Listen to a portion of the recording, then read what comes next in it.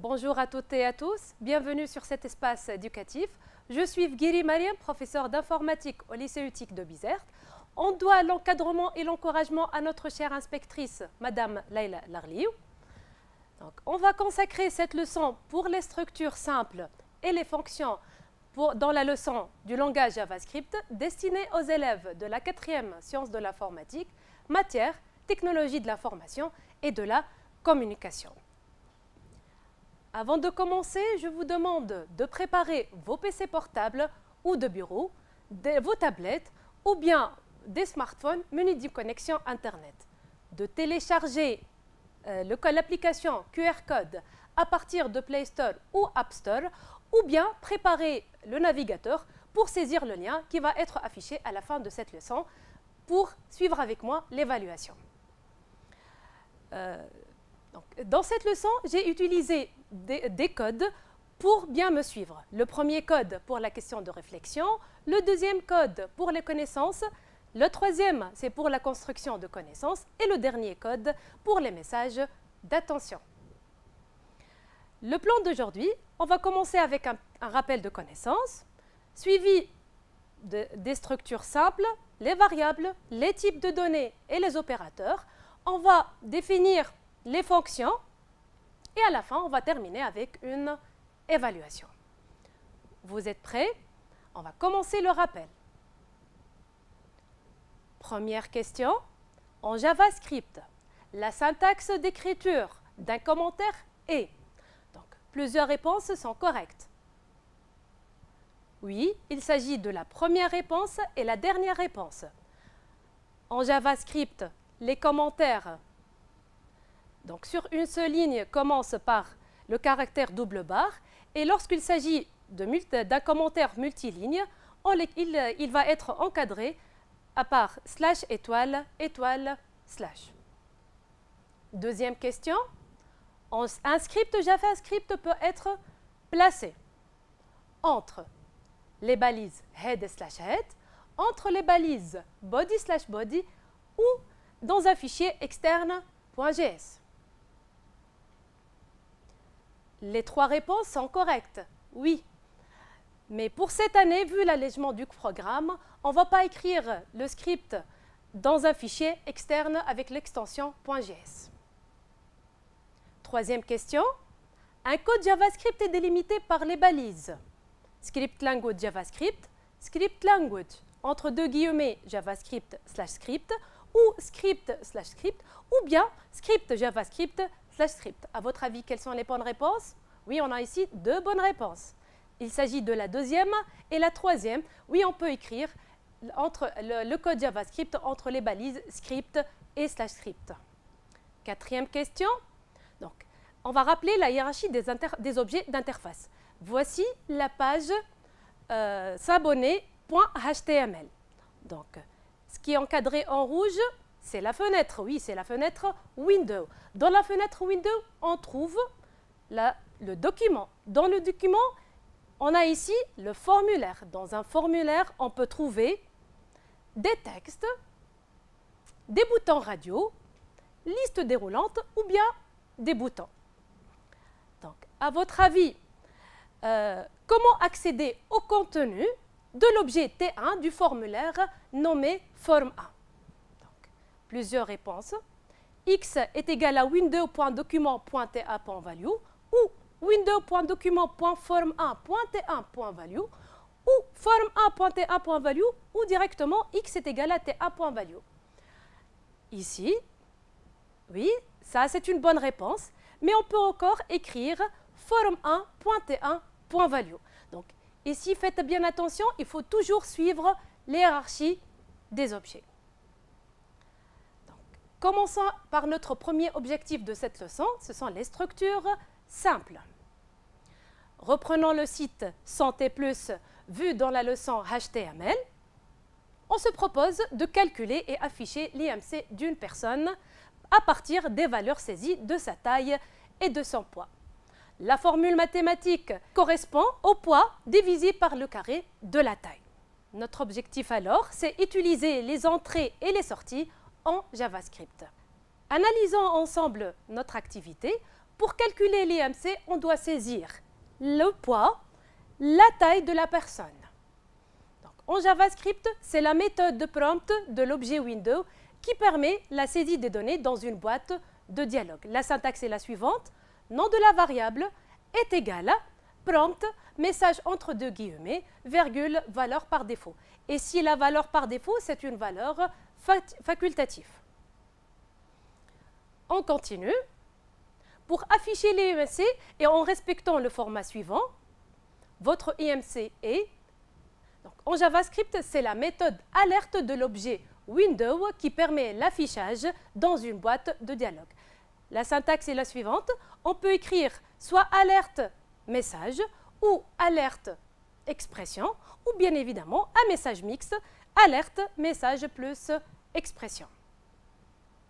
Donc, on va essayer de répondre à cette activité. Donc, quand vous rappelez, donc, le script JavaScript doit être limité entre la balise script language JavaScript et /script. Donc, pour saisir la taille, on doit écrire taille est égal à prompt, saisir votre taille en mètres. Ça, c'est le message qui va être affiché dans la boîte de dialogue. Donc, pour saisir le poids, on va choisir la variable poids et on va l'affecter prompt, saisir votre poids en kilogrammes. Donc, la formule pour calculer l'IMC, c'est IMC est égal à poids sur taille fois taille. Et enfin, pour afficher l'IMC avec un message, on va écrire alerte, votre IMC est, on ferme les guillemets, plus IMC. Passons à l'exécution du code. On va insérer notre code dans la page calculer mon IMC, traité lors de la leçon HTML. Donc, dans la partie code, on va insérer le code dans la partie head entre les balises script/script. On a écrit la taille, c'est prompt, saisir votre taille en mètres. Donc, n'oubliez pas ici, la taille doit être saisie en mètres. N'oubliez pas aussi, le poids doit être saisi en kilogrammes, la formule et le message alerte. Donc, on va visualiser. Donc, voici la première boîte de dialogue. On va saisir la taille en mètres. Donc, je vais choisir 1,70 m. Pour saisir le poids en kilogrammes, je vais choisir 70 kg. Donc, ça, c'est le message alerte. Votre IMC est none. Donc, pourquoi le résultat est none? Et que signifie none? Donc, none se lit not a number. Les données saisies donc, avec la méthode prompt sont par défaut des chaînes de caractères. Attention, pour avoir l'équivalent en nombre de la valeur saisie, il faut la convertir avec la fonction number. Number ici s'écrit avec un N majuscule, puisque JavaScript est sensible à la casse. Donc, revenons à notre code. On va essayer de le corriger. La fonction number donc, permet de convertir une chaîne de caractères en un nombre entier ou réel. On va l'appliquer sur la variable taille et la variable poids. Donc, pour cela, on va écrire number avant le prompt de la variable taille et number avant le prompt de la variable poids. La fonction number ici n'est pas utilisée uniquement avec la méthode prompt. On peut l'utiliser directement avec la formule number poids sur number de la taille fois number de la taille. Donc, passons à l'exécution. On va corriger notre code. Donc, ici, comme on a dit, on va ajouter number. N'oubliez pas, number s'écrit avec un N majuscule, puisque JavaScript est sensible à la casse. On va mettre les parenthèses. De même, pour la variable poids, c'est number. On ouvre la parenthèse et on ferme avant le point virgule. On va essayer d'exécuter. Alors, 1,70 m pour la taille, 70 kg pour le poids. Ici, votre IMC est 24,22. Donc, voici le résultat qu'on a obtenu. Donc, il est conseillé de précéder toute conversion faite avec la fonction number par un test de validité avec la fonction isNaN. Donc isNaN se lit is not a number et s'écrit I minuscule, S minuscule, N majuscule, petit a minuscule et N majuscule. Il faut faire attention ici, les N doivent être majuscules, puisque comme je vous ai dit, le JavaScript il est sensible à la casse. Donc isNaN c'est une fonction booléenne permettant de vérifier si le contenu de la variable est numérique ou non. Par exemple, isNaN de A retourne true si le contenu de A n'est pas numérique et retourne false si le contenu de A est numérique. Donc, pour retenir ce qu'on vient de voir, les entrées de données est assurée par la méthode de prompt de l'objet window. La sortie, c'est-à-dire l'affichage, est assurée avec la méthode alerte de l'objet window. Les données saisies avec prompt sont des chaînes de caractères. La fonction number permet de convertir, si possible, une chaîne de caractères en un nombre, il peut être entier ou réel. N'oubliez pas, n doit être majuscule. La fonction isNotANumber permet de vérifier si le contenu d'une variable est numérique ou non. Passons maintenant aux variables, les types de données et les opérateurs. Donc, reprenons le code de tout à l'heure. À votre avis, quelles sont les variables qu'on a utilisées? Donc, on a utilisé la variable taille, variable poids et la variable IMC. Donc, en JavaScript, la déclaration d'une variable se fait d'une manière implicite, nom de la variable expression, comme dans notre cas, ou encore, d'une manière explicite, on ajoute le mot-clé var avant le nom de la variable est égal à expression. Donc, les deux façons de déclaration ne sont pas équivalentes. L'utilisation du mot var a un impact sur la visibilité locale ou globale de la variable dans le script. Concernant les types de données, JavaScript utilise des types de données tels que les nombres entiers ou décimales, des chaînes de caractères, des variables booléennes. On trouve aussi le mot nul. C'est un mot spécial qui indique que la variable est vide. Attention, en JavaScript, il ne faut pas déclarer le type de données d'une variable. Cherchons ensemble les opérateurs qui figurent dans ce code. On a l'égal, donc il s'agit ici d'une affectation. L'opérateur de division et de multiplication, ce sont des opérateurs arithmétiques. Plus ici, joue le rôle de concaténation lorsque il est utilisé avec la méthode alerte de l'objet window. Les opérateurs arithmétiques, l'addition, la soustraction, la multiplication, la division. Le reste de la division, ici, on utilise le symbole pourcentage. Il se lit modulo. Exemple, pour x est égal à 11, 11 modulo 3, on aura 2. JavaScript nous offre des opérateurs associatifs, à savoir plus égal, signifie x est égal à x plus 3. Le moins égal, c'est x est égal à x moins 1. Étoile égale, c'est x est égal à x fois 2. Le slash égal, c'est x est égal à x sur 2. On trouve aussi des opérateurs de comparaison. Pour l'égal, on utilise le signe double égal. Faites attention, c'est le double égal. Égal en JavaScript, c'est-à-dire affectation. Le signe inférieur, le inférieur ou égal, le supérieur ou égal, le supérieur, le différent, ici on doit écrire point d'interrogation égal. Les opérateurs logiques, pour le et, on écrit double et commercial. Pour le ou, on écrit double barre. Et pour le nom, on utilise le point d'exclamation. Passons maintenant aux fonctions en JavaScript. On distingue deux types de fonctions. Les fonctions prédéfinies comme number et isNotANumber. Et on trouve les fonctions définies par le programmeur selon les besoins du programme. Ici, donc, notre objectif est de créer et utiliser les fonctions en JavaScript. Pour déclarer une fonction en JavaScript, on utilise la syntaxe suivante. Function, nom de la fonction, entre parenthèses, les paramètres, on ouvre l'accolade, traitement, return, nom de l'expression, point virgule, on ferme l'accolade.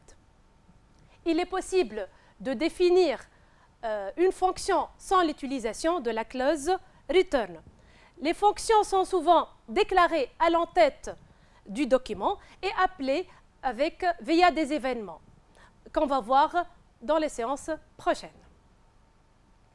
Donc, pour appeler une fonction, avec la clause return, on écrit nom de la variable est égal à fonction entre parenthèses les paramètres, point virgule. Sans l'utilisation de la clause return, on écrit directement nom de la fonction entre parenthèses les paramètres, point virgule. Donc, on va reprendre l'activité qu'on a déjà vue. On se propose maintenant d'écrire une fonction intitulée calculer permettant de retourner la valeur de l'IMC en fonction des valeurs saisies de la taille et du poids. On va transformer ces instructions en une fonction calculée. Première solution, donc on va écrire function, le nom de la fonction entre parenthèses, ils sont vides ici, on ouvre l'accolade, var, la variable taille number, donc on va écrire le même code que tout à l'heure, et on va écrire function, accolade, et on ferme avec l'accolade. Juste, on a ajouté la clause return IMC pour retourner la valeur de l'IMC. Au moment de l'appel, donc IMC est égal à calculer point virgule, et puis le message alerte, votre IMC est plus IMC. Au niveau de la déclaration d'une fonction, les paramètres sont obligatoires, même si la fonction n'a aucun paramètre, comme dans notre cas. Donc n'oubliez pas ici, il faut écrire les parenthèses. Passons à l'exécution de notre code. On va écrire function calculer.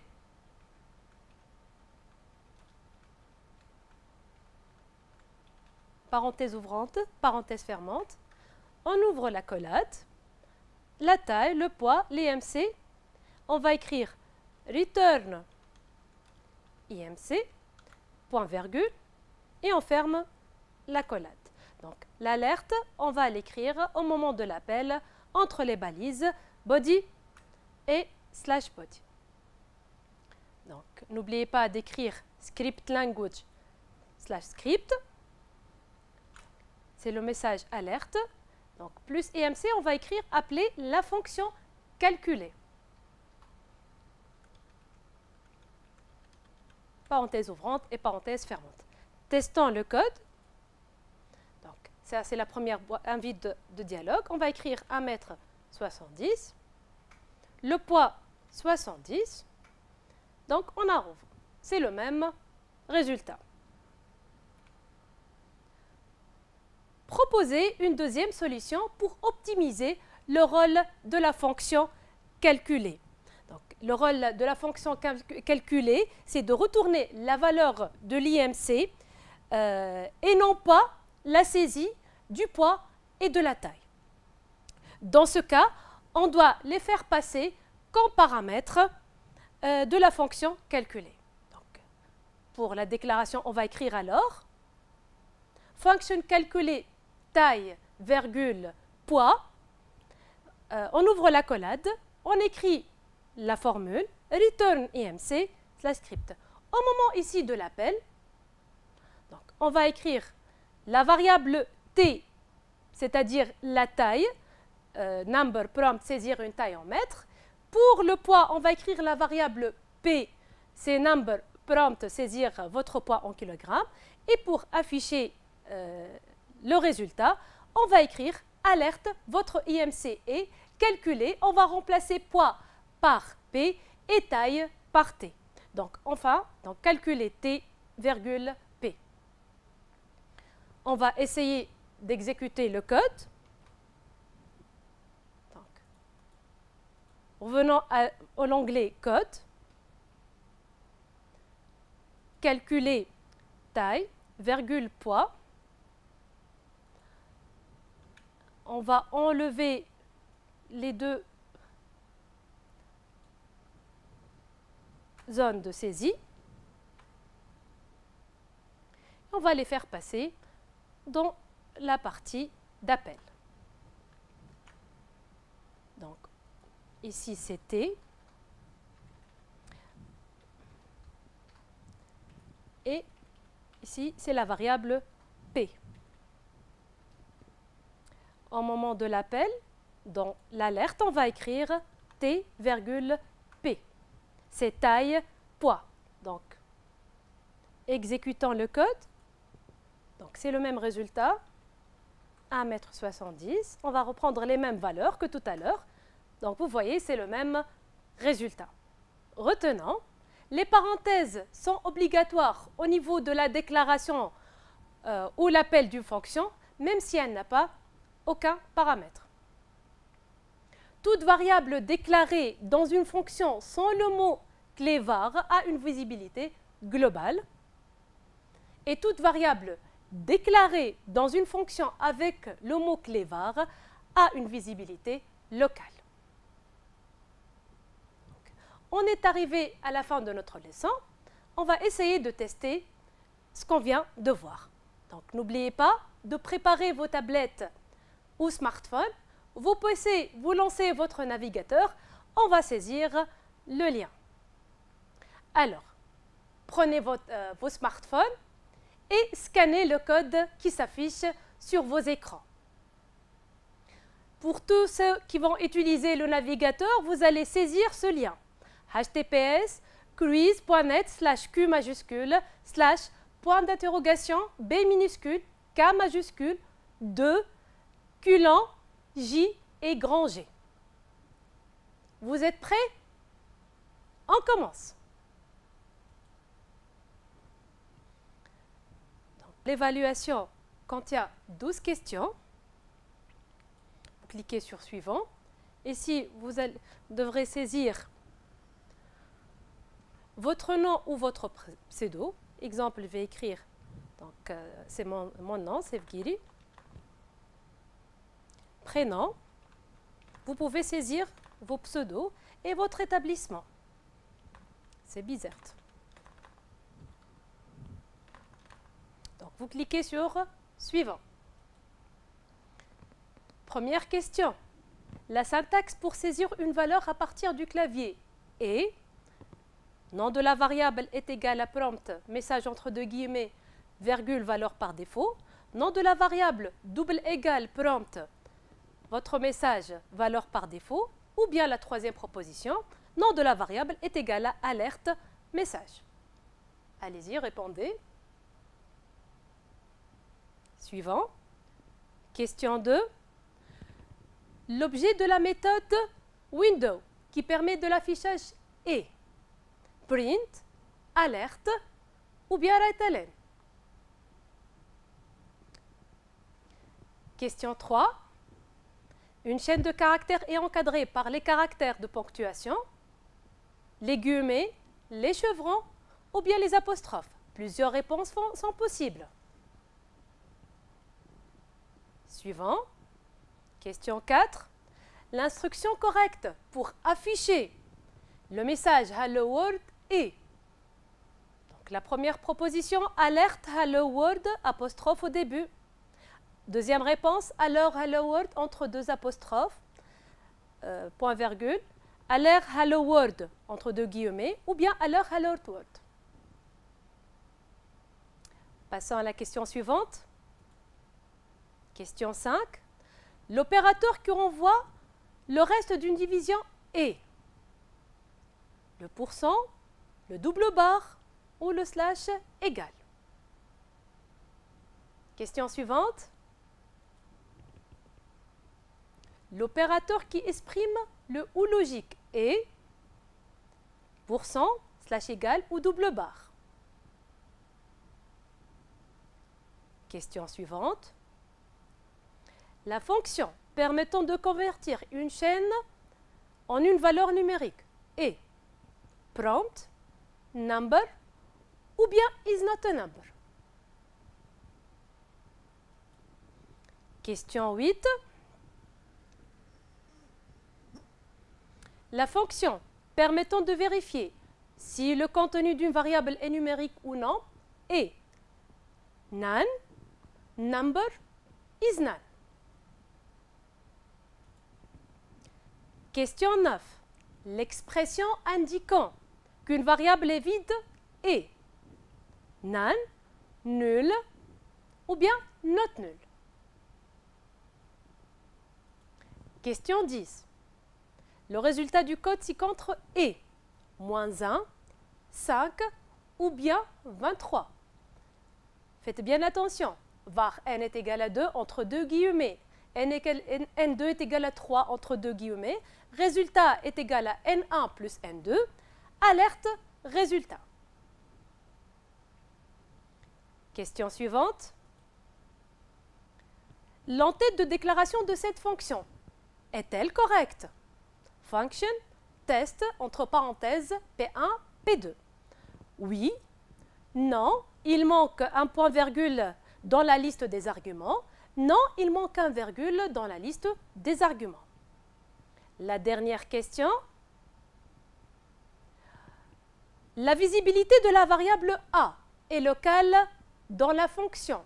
On a function test A entre deux accolades, A est égal à hello, ou hello entre deux guillemets, point virgule, ou bien function test B entre deux accolades, var A est égal à hello. Donc la visibilité de la variable A dans la fonction test A ou bien test B. Réfléchissez bien. Donc, on a terminé notre évaluation. Voyons voir donc, les résultats de votre quiz. Merci pour tous ceux qui ont répondu à ce quiz en même temps. Donc, voyons voir maintenant pour la première question. On a donc je remarque que plusieurs parmi vous ont répondu correct. Ça, c'est bien. Voyons voir. Par exemple, pour cette question, pour la question 3. Ah, il y a des gens parmi vous qui n'ont pas bien répondu. Donc, on va essayer de voir après la correction.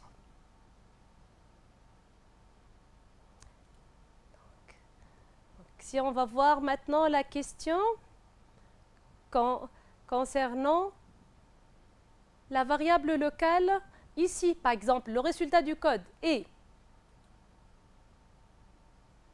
On va voir les détails. Ah, je remarque ici, plusieurs personnes n'ont pas bien répondu. On va voir après en détail. Je vais vous expliquer quelle est la différence. Donc, passons ensemble à la correction. Pour la première question, c'était la syntaxe permettant de saisir une valeur à partir du clavier et la bonne réponse et nom de la variable est égal à prompt. J'ai vu plusieurs parmi vous qui ont confondu le double égal avec l'égal. Et si égal en JavaScript, c'est l'affectation, le double égal, c'est un opérateur de comparaison. La deuxième question, donc, la méthode de l'objet window qui permet l'affichage est print, alerte, writeLn. La bonne réponse, c'est alerte. Il ne faut pas confondre alerte avec writeLn. Faites attention. Une chaîne de caractères est encadrée par les caractères de ponctuation.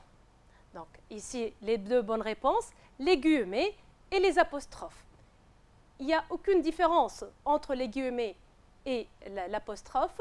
Juste, il faut faire attention lorsqu'on écrit un texte qui contient plusieurs apostrophes, on aimerait bien le placer entre deux guillemets. La quatrième question. Donc, l'instruction correcte pour afficher le message Hello World est, donc les bonnes réponses, c'était la deuxième et la troisième. La première, il manque un apostrophe. La dernière, il n'y a pas de guillemets. L'opérateur qui renvoie le reste d'une division est, donc la bonne réponse, c'est le modulo. Pourcentage, c'est le modulo. Sixième question. L'opérateur qui exprime le ou en logique est double barre, donc pourcent slash égal. La bonne réponse c'était double barre. Oui. Pour la septième question, la fonction qui permettant de convertir une chaîne en une valeur numérique est. Donc, prompt, number is not a number. La bonne réponse, oui, c'est number. N'oubliez pas, number s'écrit avec un N majuscule. Question 8. La fonction permettant de vérifier si le contenu de la variable est numérique ou non, la bonne réponse est is not a number. De même ici, N s'écrit avec majuscule. L'expression indiquant qu'une variable est vide ou non est, la bonne réponse c'était nul. Très bien. Pour la question 10, le résultat du code ci-contre. Donc, moins 1, 5 ou 23. Plusieurs parmi vous ont répondu 5. Il faut faire attention ici, c'est 23. Donc, les chaînes, les variables, donc ici, N1 reçoit 2 et la variable N2, 3, mais ils sont des chaînes de caractères puisqu'ils sont encadrés par des guillemets. Alors, le résultat, on aura la concaténation 2 et 3, on aura 23. Question 11. L'entête de déclaration de cette fonction est-elle correcte? Function, test, P1, P2. Donc, la dernière réponse est la bonne réponse puisqu'il manque une virgule. La dernière question. La visibilité de la variable A est locale dans la fonction test A est égal à hello ou fonction B, test B var A est égal à hello. Donc, à votre avis, quelle est la bonne réponse? Oui, c'est dans test B, puisque la variable A est précédée par le mot-clé var. N'oubliez pas ici, les variables A est globale dans test A et elle est locale dans test B. Donc, elle est visible dans cette fonction uniquement. Faites attention, dans cette fonction uniquement. Voilà, on vient de terminer notre leçon. Merci pour votre attention. À très bientôt et à la prochaine.